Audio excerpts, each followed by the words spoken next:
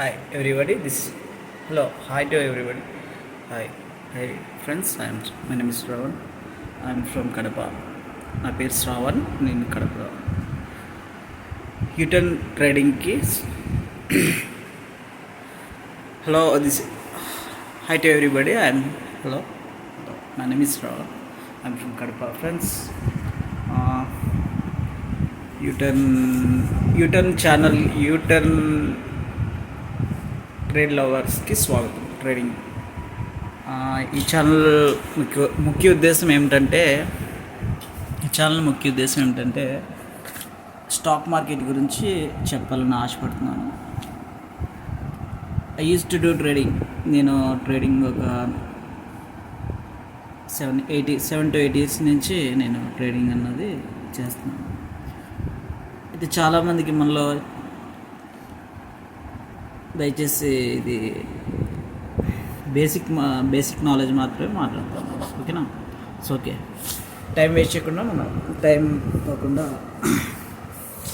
What is stock market? Stock market is nothing but it's a platform for buying and selling shares.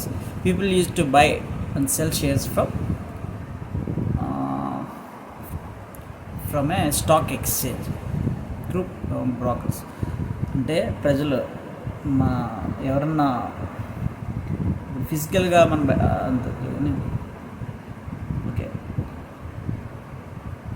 Okay trading it is of 4 types.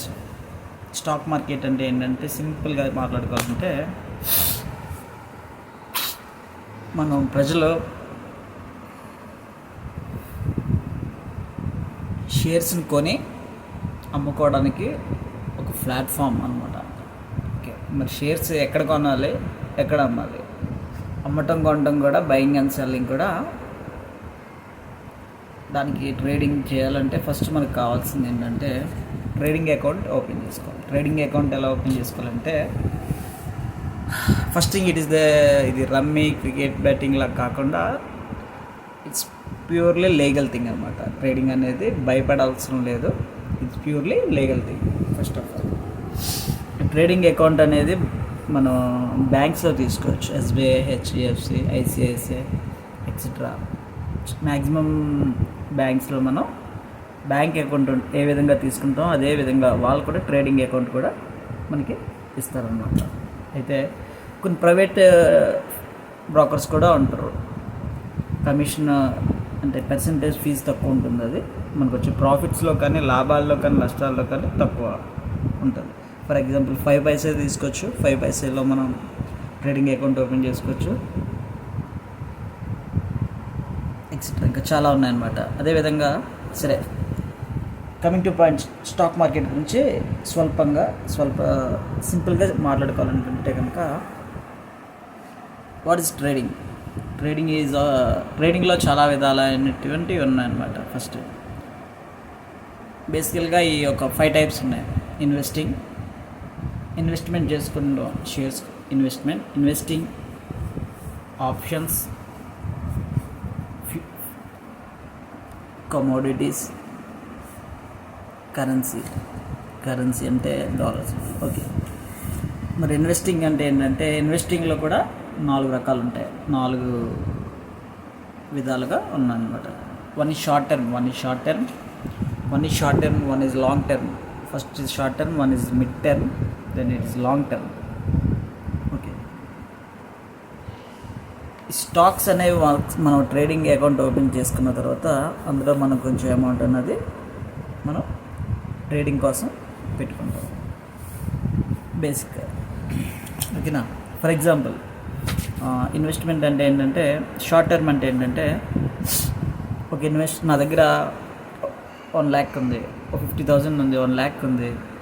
నేను different కంపెనీస్లో up to 10 కంపెనీస్లో నేను shares కొనుక్కున్నాను 1 lakhతో, ఓకేనా? Let us assume ఒక కంపెనీలో నేను 10 shares చెప్పిన నా 1 lakh నేను ఇన్వెస్ట్ చేసినప్పుడు నేను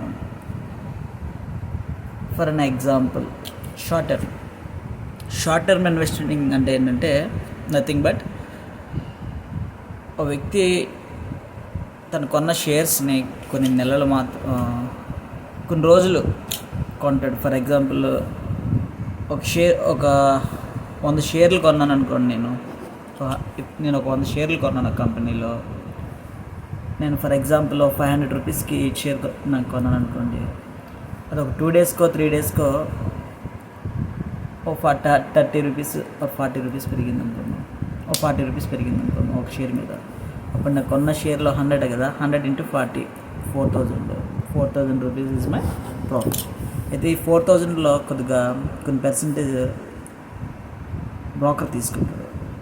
ఎందుకు తీసుకుంటాడు అంటే బ్రోకర్ ప్రాసెసింగ్ ఫీజులో కట్ అవుతుంటాడు. ఓకేనా. కమింగ్ టు నెక్స్ట్ ఫేజ్ ఏంటంటే mid term is nothing but buying are selling stocks. Short టర్మ్లో వచ్చేటప్పటికి కొన్ని రోజులు ఉంచుకుంటారు. అది లాభమైనా నష్టమైనా ఇన్వెస్టర్ ఏం చేస్తాడంటే ఈ లాభం వచ్చింది నాకు చాలు అమ్మేసుకుంటాడు ఈ వారంలో. అలా మిడ్ టర్మ్ ట్రేడింగ్ వచ్చేటప్పటికి ఏంటంటే investment we use to buy or sell shares for holding nearly a month. కొన్ని నెలలు ఉంచుకొని, అది 1 నెల అవ్వచ్చు, 2 నెలలు అవ్వచ్చు, 3 నెలలు అవ్వచ్చు. ఓకే, నాకు ఈ లాభం వచ్చింది చాలు అనుకొని చెప్పి ఆ షేర్స్ని బై చేసి అమ్మేసి ఎగ్జిట్ అయిపోతాడు. తన ప్రాఫిట్ తను తీసుకొని. లేదు నష్టం వచ్చేలా ఉంది భయపడి వెంటనే అమ్మేసుకుంటారు అనమాట. ఓకే, నెక్స్ట్ వచ్చి లాంగ్ టర్మ్ ఇన్వెస్ట్మెంట్ అంటే ఏంటంటే కొన్ని కంపెనీ షేర్స్లో కొనుక్కుంటారు. ఫర్ ఎగ్జాంపుల్ 2 lakhs ఉందనుకోండి, డిఫరెంట్ కంపెనీస్లో అనలైజ్ చేసుకొని ఎక్స్పర్ట్ ఒపీనియన్ మీద తీసుకుంటారు. లేదా కొంతమంది పర్సనల్గా తీసుకుంటారు అనుకోండి. తీసుకున్నప్పుడు ఏమవుతుందంటే మనకి లాంగ్ టర్మ్ ఇన్వెస్ట్మెంట్ అంటే దే హోల్డ్ ఫర్ మంత్స్ నుంచి years. It may be 8 months అవ్వచ్చు, 1 year అవ్వచ్చు, 2 years అవ్వచ్చు, లేదా 10 years అవ్వచ్చు.